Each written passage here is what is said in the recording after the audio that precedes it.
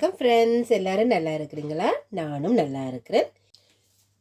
இன்றைக்கு கத்தரிக்காயும் கொண்டல் கடலையும் சேர்த்து ஒரு பிரட்டல் கறி தான் வச்சிருக்கிறேன். அதைத்தான் உங்களுடன் பகிர்ந்து கொள்ள வந்திருக்கிறேன். இது ரைஸ், புட்டு, இடியப்பம் எதோடையும் சாப்பிட்டு கொள்றதுக்கு நல்ல சுவையானதாக இருக்கும். வாங்கோ இந்த குழம்பு எப்படி வைக்கிறதுன்னு பார்க்கலாம்.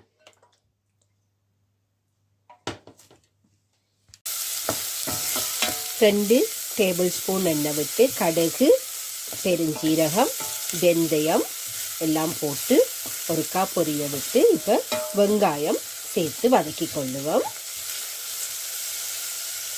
அதோட நிறையவே பூண்டு நல்ல சின்னதாக இப்படி வெட்டினது அதையும் சேர்த்து கொள்ளுறேன். அதோட கருவேப்பிலை கொஞ்சம் சேர்த்து கொள்ளுறேன்.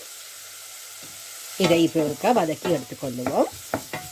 இப்போ கொஞ்சம் உப்பு சேர்த்து கொள்ளுறேன். இந்த வெங்காயத்துக்கு அளவாக தான் இப்போ போட்டுக்கொள்ளுறேன்.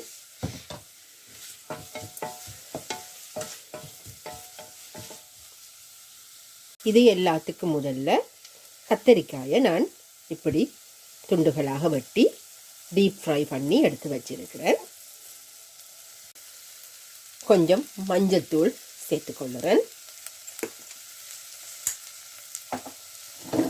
அதோட கறி மிளகாத்தூள், அதாவது மல்லி தூள் எல்லாமே சேர்ந்த கறி மிளகாத்தூள் சேர்த்துக்கொள்ளுறேன். ஒரு 4 டீஸ்பூன் சேர்க்கிறேன். எங்களோட வீட்டு காரத்துக்கு ஏற்ற மாதிரி சேர்த்துக்கொள்ளுறேன். நீங்கள் உங்களுக்கு அளவாக அதை நீங்கள் சேர்க்கலாம். ஒருக்கா இதை இப்படியே ஒருக்கா வதக்கி விடுவோம். கொஞ்சமாக தண்ணி விட்டு அந்த தூளுண்ட பச்சை வாசனை போகிறதுக்கு கொஞ்சம் கொதிக்க விட்டு கொள்ளுவோம். ஒரு நெல்லிக்காய் அளவு பழப்புளி எடுத்து கரைச்சி வச்சிருக்கிறேன். நல்ல திக்காக கரைச்சிருக்கிறேன். இதை இப்போ இதில் விட போகிறேன். அதோட இன்னும் கொஞ்சம் தேவையான அளவுக்கு தண்ணி சேர்க்க போகிறேன். இப்போ இதுக்கு தேவையான அளவு உப்பு சேர்த்து கொள்ளுவோம்.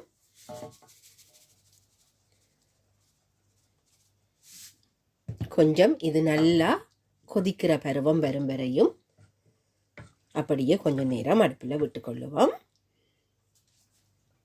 இப்போ இந்த குழம்பு கொதிக்க தொடங்குது.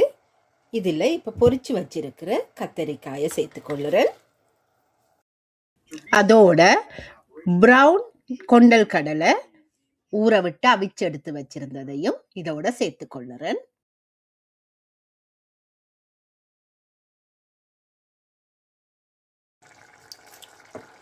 இப்போ கத்தரிக்காயும்